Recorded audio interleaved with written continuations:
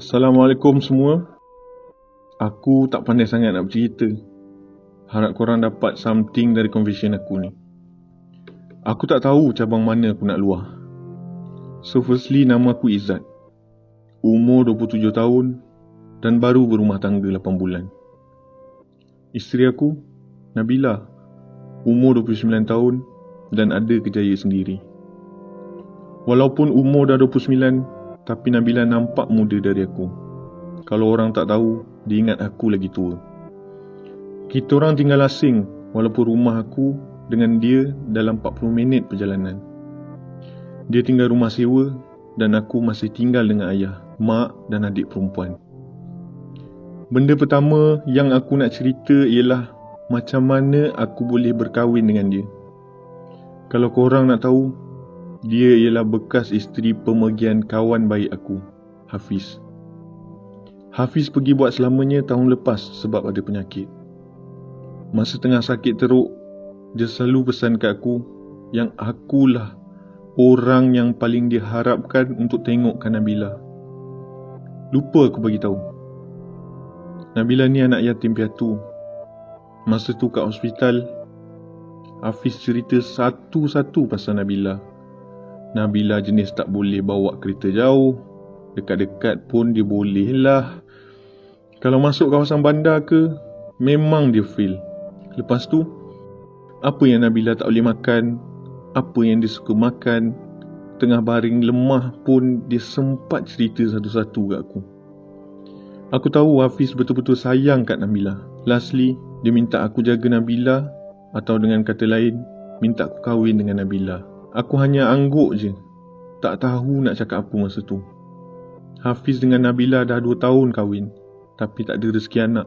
Masa Hafiz sihat dulu, dia selalu bawa Nabila keluar lepak sekali.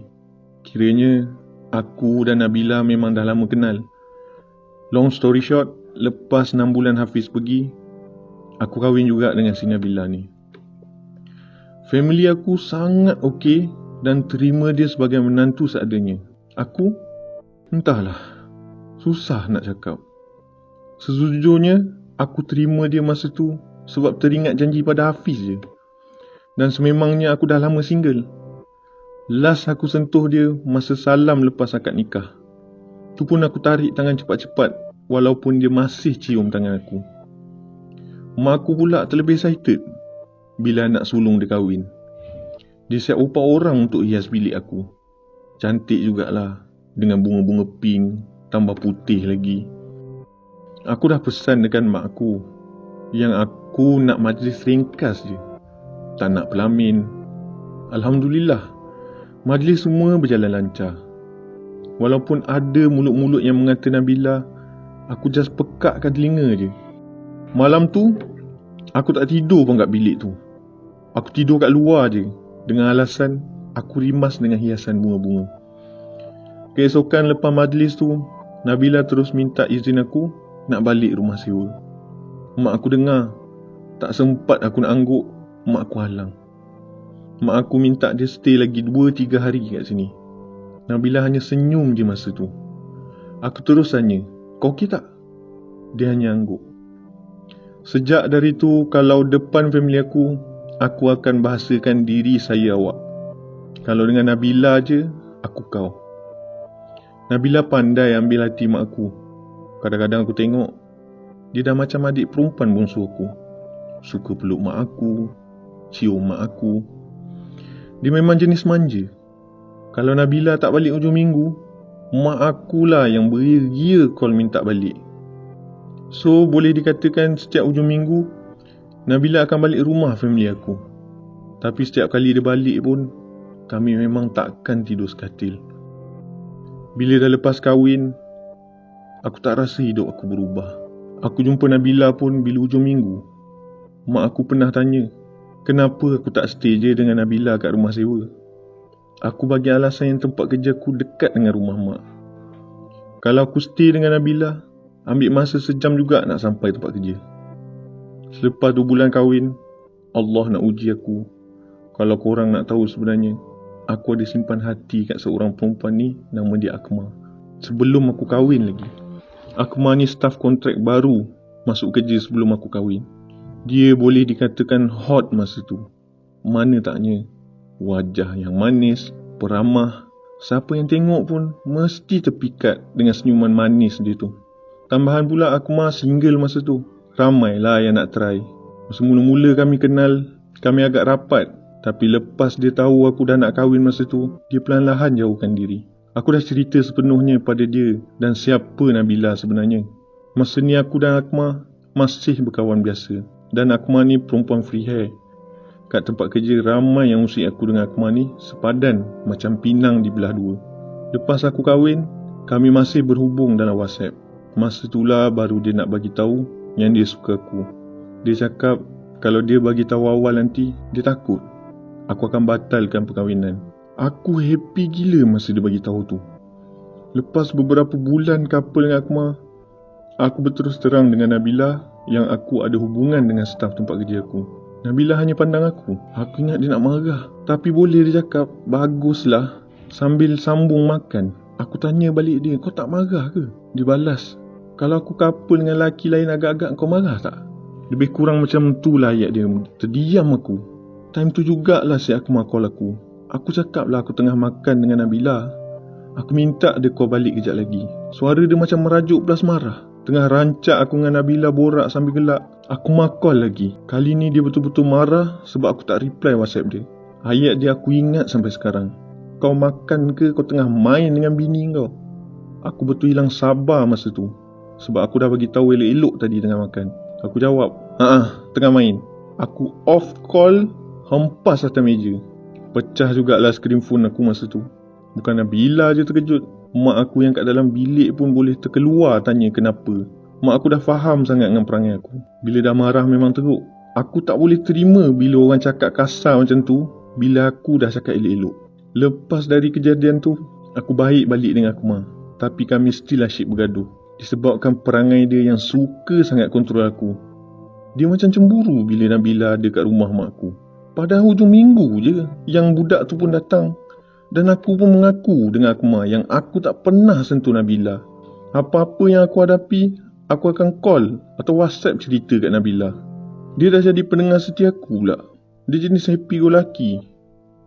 Kadang boleh jadi serius. Kadang boleh jadi budak-budak. Nasihat dan kata semangat dia macam kaunselor. Kalau kau murung, baik kau pergi jumpa Nabila. Terus jadi happy. Lama-kelamaan aku jadi makin rapat dengan Nabila. Sebab apa-apa je aku akan cerita kat dia. Dia dah jadi macam best friend aku. Bukan macam suami isteri. Kemuncak segalanya beberapa minggu lepas, Akmal ajak aku keluar makan. Masa tu dah agak lewat malam. Tapi aku ikutkan aja. Aku nak jemput dia kat rumah. Akmal tinggal rumah sewa dengan kawan-kawan dia. Bila aku sampai je depan rumah dia, aku pelik. Kenapa sunyi sangat ah? Mungkin dah lewat malam kot. Aku call Akmal. Dia cakap dia tengah bersiap. Dia suruh aku masuk je dalam rumah sebab rumah tak berkunci. Aku padamkan enjin, terus jalan masuk. Masa tu tak fikir apa-apa yang pelik. Aku masuk rumah dia, kosong tak ada siapa-siapa. Pintu memang aku biarkan terbuka. Aku duduk atas kursi kat ruang tamu. Aku perhatikan je dalam rumah tu sebab inilah first time aku masuk rumah dia. Aku boleh tahan bersepah rumah anak dara. Aku cakap dalam hati. Tak sampai 2 minit, Akmal keluar bilik. Terbeliak biji mataku. Tak pernah aku tengok Akmal pakai baju hot macam tu. Aku tunduk segan. Terus dia datang dekat aku, paut lengan aku. Aku macam tolak sikit tangan dia. Aku tanya, kenapa tak bersiap lagi? Dia cakap dia tak lapar pun. Dia nak aku temankan dia sebab kawan-kawan dia tak ada. Aku masa tu memang dah tak sedap hati. Aku tolak dia. Aku cakap, aku nak balik lah sebab esok kerja. Masa aku nak jalan keluar, dia peluk aku dari belakang. Masa tu jugalah Nabila muncul kat depan pintu. Aku cuba tolak Akmal tapi dia peluk kuat sangat. Sampai aku jerkah dia. Baru dia lepaskan. Nabila dah terpaku kat pintu pandang aku. Aku panggil Nabila. Tapi dia jalan laju-laju masuk kereta. Aku tak sempat nak bagi tahu apa-apa. Masa tu aku rasa macam nak menangis pun ada. Aku tanya Akmal, kenapa dia buat aku macam ni? Akmal cakap dia terlampau sayangkan aku. Dia cemburu bila baca conversation WhatsApp aku dengan Nabila. Dia nak aku seorang je. Dan dia rancang nak buat Nabila benci dengan aku. Dia ambil nombor Nabila dari telefon aku. Aku terus terang dengan dia, aku dah tahu hati bila dia buat aku macam ni. Nabila masih jadi keutamaan aku sebab dia isteri aku yang sah. Masa perjalanan balik ke rumah, aku cuba call Nabila, memang dah tak dapat. Dia dah off phone. Aku jadi buntu masa tu. Aku cuba fikir balik apa yang dah aku buat selama ni kat Nabila. Patutnya aku kena jaga Nabila, bukan sibuk bercinta dengan Akmal. Aku betul tak sangka Akmal boleh buat aku macam tu. Tapi aku tak salahkan sepenuhnya pada Akmal. Aku juga yang bersalah sebenarnya. Sejak dari kejadian beberapa minggu lepas sampai ke hari ni, aku tak dapat kontak Nabila. Dia pun dah tak datang rumah mak aku. Malam-malam memang aku tak tidur. Makan pun dah kurang selera sekarang. Sampai mak aku perasan. Siap usik, rindu bini lah tu. Aku senyap je. Kalaulah Nabila tertengok confession ni, aku nak kau tahu, mak rindu kau. Hari-hari tunggu kau call. Konon kau bagi tahu mak yang kau outstation luar negara kan? Tapi aku tahu kau ada kat sini. Aku dah pergi rumah sewa kau tapi sunyi je. Banyak kali aku pergi. Aku betul-betul nak berjumpa, nak cerita hal sebenar. Aku dah clash dengan Akmal. Dia cakap nak bomoh aku. Aku tak kisah dah sebab aku ada Allah. Aku ada engkau. Harap bila kau dengar ni, kontak lah aku balik. Aku betul rindu dengan kau. Rindu nak dengar kau gelak. Maafkanlah suamimu. Aku janji aku akan jaga kau baik-baik. Berikan aku peluang kedua please Nabila. Aku merayu sangat-sangat.